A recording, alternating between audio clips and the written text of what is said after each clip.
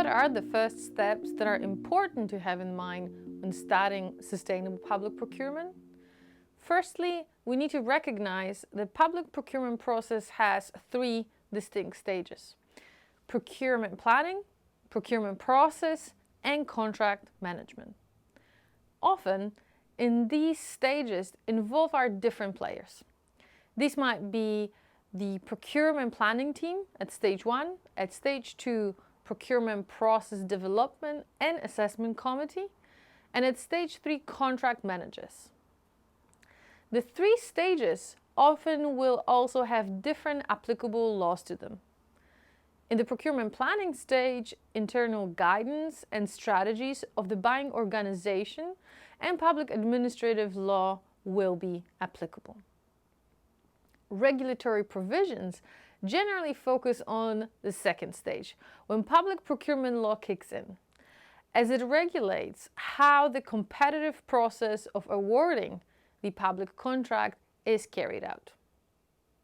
Stage 3, which starts after the contract award and focuses on its implementation, it's covered by private and/or public contract law, depending on the jurisdictions that we are in. Even though these stages are distinctive, they should be seen as one coherent, cohesive cycle for the procurement to be truly successful. Interestingly, nowadays, procurement law spills over on some aspects of stage 1 planning, as it provides rules on, for example, preliminary market consultation that we are addressing within this video, and stage 3 contract management, with provisions or conditions for contract modification under Article 72, which we also address in one of our videos. Now, as we know the procurement stages, let's consider how can we develop a sustainable public procurement process. Firstly, we need to start with strategic and organizational planning. Even if not directly connected to law, they have impact and indirect connections. 2022 Global Review of Sustainable Public Procurement, carried out by the United Nations Environmental Programme, identify that sustainable public procurement uptake and success is inherently connected with establishment by governments and public organizations of SPP strategy, guidelines and action plans. Thorough sustainable public procurement strategy, the buyer will be able, through such a thorough strategy, develop a plan of action aimed at achieving specific short and long-term goals and objectives. Firstly, there is a need to identify the purpose, priorities and objectives of the sustainable public procurement strategy. Next, the buyer shall define the priority products and service groups. This ensures that the buyer does not, so to speak, bite more than it can chew. So in other words, we start small. Launch pilot tenders and projects where we test our approaches, and afterwards adjust and systematically accelerate. An example here can be 2020 Danish strategy for green public procurement that is titled Green Procurement for Green Future. The priorities have been set by requiring government institutions only to procure LED light sources from 2 top energy classes in energy labeling. The strategy also makes it mandatory to use the total cost of ownership, so-called TCO, as an economic price parameter in connection with government procurement.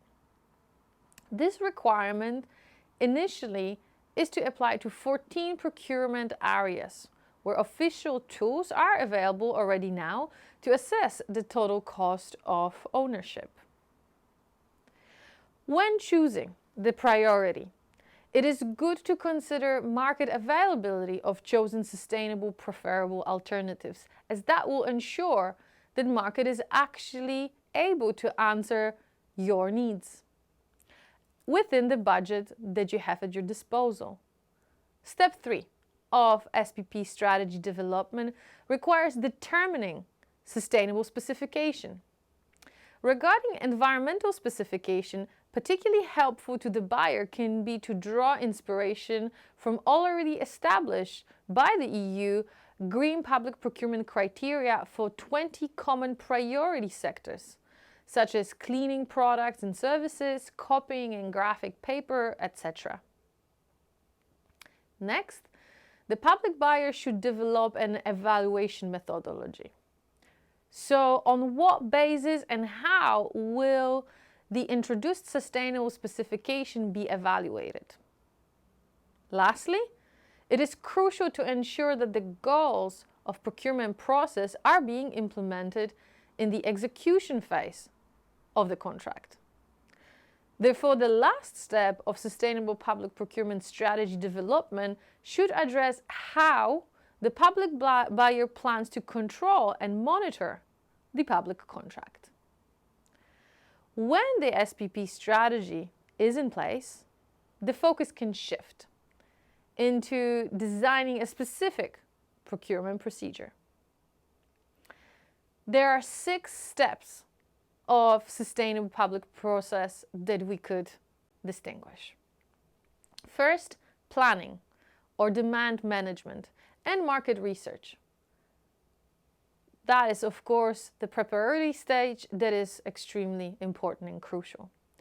Thorough analysis and planning are essential before launching a tender if sustainable goals are to be achieved. It can also help to ensure obtaining the best value for money over the entire life cycle. The second step is development of sustainability requirements. Third, introduction of sustainable, here social and environmental criteria into the tender documentation. Fourth, qualification stage, so selection of suppliers. Fifth, evaluation of submitted bids and awarding contract. And sixth, monitoring of performance during contract implementation phase. Today I would like to focus on first step, specifically on market research, or its more formalized form referred to in EU directive terminology as preliminary market consultations. While market research is based on informal, for example, online research done by contracting authority, the market consultation involves entering into a formal market dialogue that must be carried out under the condition established by law. Article 40 of the Directive 2014-24 on preliminary market consultation states the following. Before launching a procurement procedures, contracting authority, or in the terminology that I'm using, public buyer, may conduct market consultation with a view to prepare the procurement and inform economic operators, so our potential suppliers, of their procurement plans and requirements. For the purpose of market consultation, public buyers may, for example, seek to accept advice from, if that is, independent expert, authorities, or other market participants. That advice might be used in planning and conduct of procurement procedure, provided that such advice does not distort competition and does not violate the principle of non-discrimination and transparency. Market consultation is a right of contracting authorities, but not its obligation. That means the public buyer can use market consultation, but it does not have to do so. The need for market consultation, where it stems from? It stems from the fact that contracting authorities often do not have the necessary sustainable public procurement expertise and or capacity to prepare sustainable public procurement documentation. While still not used as commonly as it would be expected, market consultation plays a crucial role when it comes to sustainable public procurement. We may ask why. That is because introducing sustainable requirements, such as, for example, use of eco-labels, may require a longer preparation period from the suppliers than the procurement process timeline itself.